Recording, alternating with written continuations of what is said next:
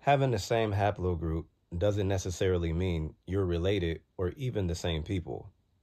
What we're talking about is ancestry informative markers, or what I like to call ancestor image stamps. They essentially tell you who your ancestors were and where they were on the planet. So you have to understand that the popular consensus is the out of Africa theory.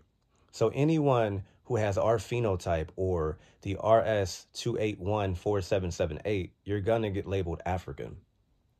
So haplogroups are for anthropological research, which spans like thousands upon thousands of years ago.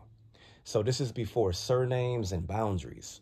So the world wasn't like it is today. There was no boundary line. So pretty much people can go anywhere they pleased unless somebody really did not want you there.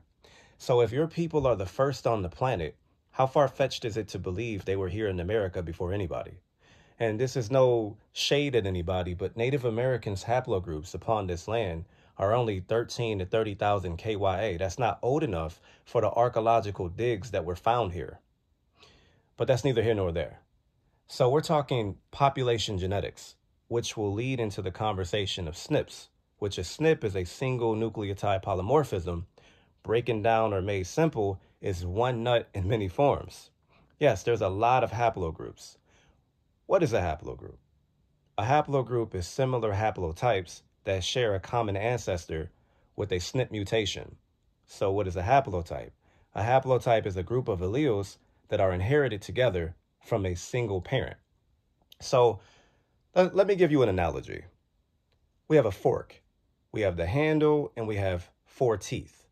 So this would signify common ancestry with this analogy, because the handle being the ancestor and the 4 teeth is different lineages that split from this ancestor.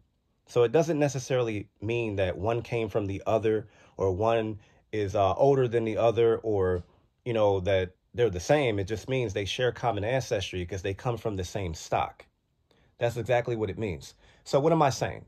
I'm saying even if we come from Africa, we would be genetically different at this point because of the two perspective cultures has been isolated.